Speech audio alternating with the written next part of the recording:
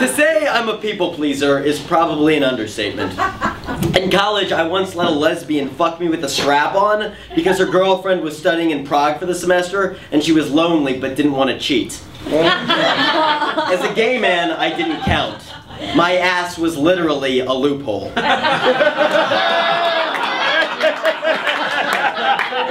In my defense, I really wanted her to like me. I want everyone to like me.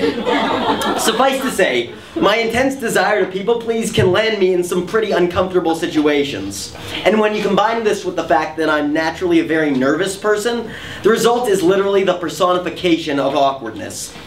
I'm pretty sure that if scientists ever found a way to convert awkwardness into electricity, I could render the solar power industry obsolete just by walking into a strip club. I should probably mention that strippers scare the shit out of me. But actually this is for good reason.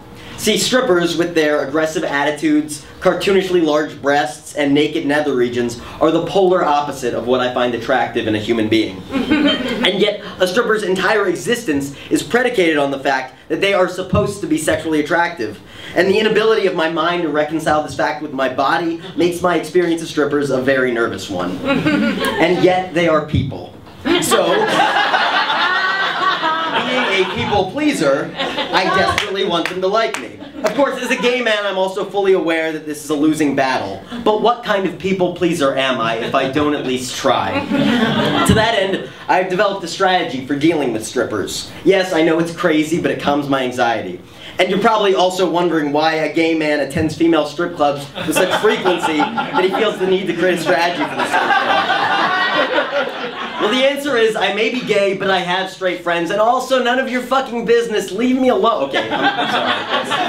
That's too much of an outburst. My strategy is simple.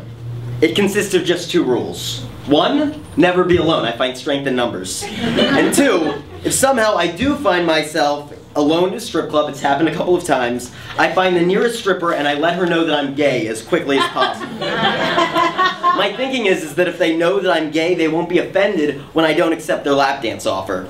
I know, my logic is foolproof.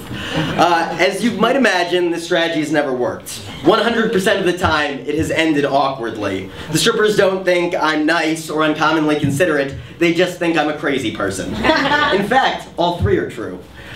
Still, my most intense, horrible stripper experience didn't happen in a strip club at all, but rather in the relative safety of my childhood friend's bachelor party. It was a house party spread throughout a large Hollywood mansion rented for the occasion, and only two strippers were in attendance. One of them, named Nadia, was from Russia and she quickly took a liking to me. I presume because my striking Ukrainian Jewish features reminded me of her homeland. I've actually been to Kiev. In any case, about halfway through the party, Nadia sauntered over to me in her latex bikini outfit, introduced herself, and offered me a lap dance, to which I confidently replied, "No thanks, I'm gay." That was a mistake. Instead of being met with a polite smile, my well-meaning attempt at simpatico spiraled into chaos. Nadia, it turned out, was virulently homophobic. And my comment started the second Cold War. There we go. Nadia spit directly in my face and launched into a moralistic tirade, calling me in turns disgusting, a poor excuse for a man, and not a gay, but coward who was afraid of the love of good woman. In her defense, I later found out she did a lot of cocaine that evening. Now, if the story ended there, it would have been bad enough. But I'm a people pleaser, and this situation made me feel awful. Not because of what she said, mind you, but because she was making a scene at my friend's party and I was the cause. If I was to leave the situation like this, I would have been a terrible party guest. So, rather than walk away, I dug in my people-pleasing heels. I will win her over, I thought. Not just for me, but for the sake of the party. And really, for all gay people, the world over. At first, I tried consoling her, apologizing for my gayness, which I understand is an especially ill-conceived strategy if you're trying to win someone over on behalf of gay people, but I digress. Look, I said, I'm really sorry. I didn't mean to make you feel uncomfortable. If I could change being gay, I totally would. I know, so much for gay pride. One disapproving foreign stripper, and I immediately throw everything Just wanted to like me.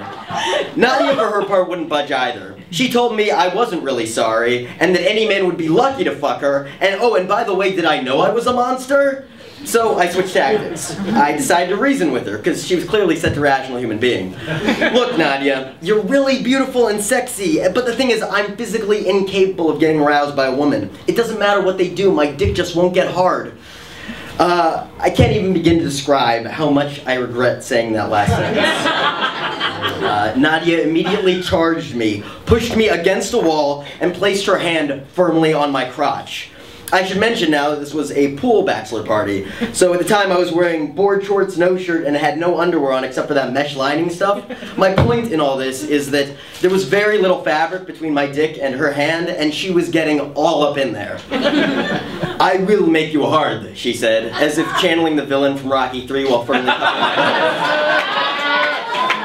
You're not gay, you just don't know real woman. American girl, not real woman. I show you real woman.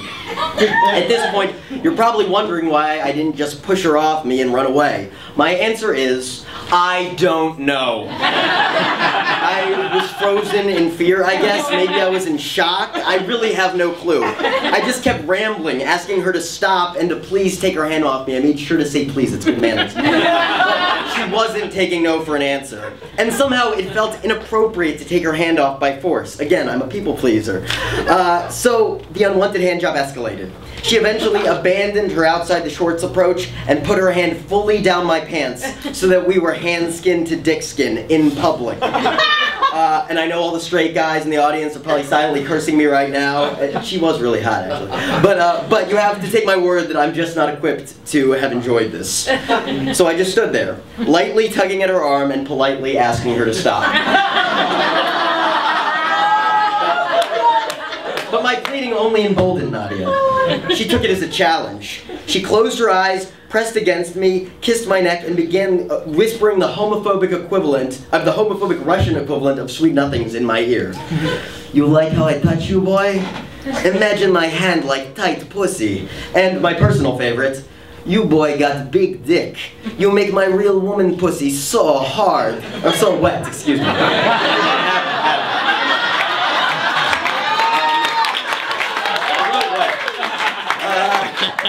The last tidbit was a slight relief. At least I knew then that she was lying. I mean, I know my dick. While it's very nicely shaped, it's only slightly above average size on a good day. And when it's flaccid, let's be real, it's nothing to write home about.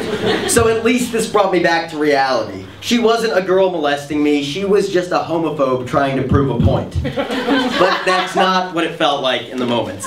All I could feel was trapped. And this ridiculous farce of a handjob continued for half an hour as I just stood there in utter shock, not knowing what to do. I mean, it's clear by that point that you're gay, right? Eventually, I just glazed over and went into a kind of trance, vaguely praying for Nadia to be struck by lightning or added to Homeland Security's terror watch list so she could be taken out by Navy SEAL Team 6. Unfortunately, neither of these hopeful events came to pass. What did happen was that blood started flowing into my dick.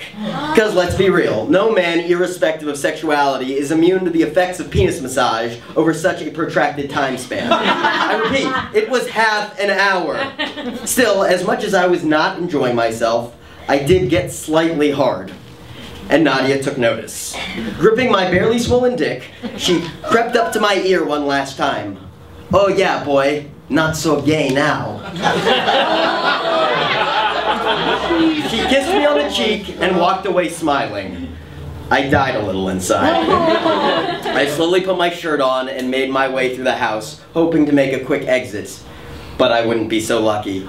I hadn't realized it in the fog of my dick trauma, but this event had an audience. I wouldn't be able to leave without facing the music. The music, as it turned out, was Jack Johnson, because what ensued was a surreal gauntlet of the most hardcore bro love I have ever experienced. Thumbs up, back pats, dudeish agreement nods, I got the works. These guys saw me hooking up with the party stripper at the bachelor party, and they were giving me mad props on my technique. Their admiration made me want to vomit. I got in my car, closed the door, and broke down crying.